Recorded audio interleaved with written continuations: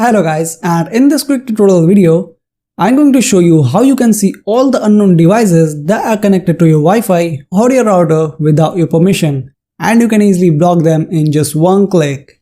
To do that, open the Play Store or the App Store, whatever the operating system you have.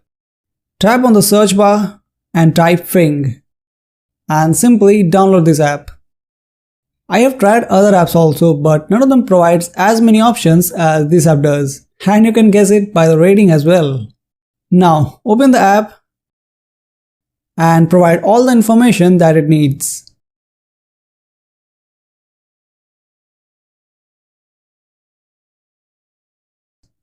And once everything is done, tap on the Scan Current Network.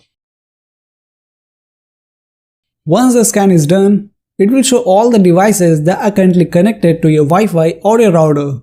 You can see all the details of a particular device, and either you can pause the internet or simply block the device from using your Wi-Fi. And that's it.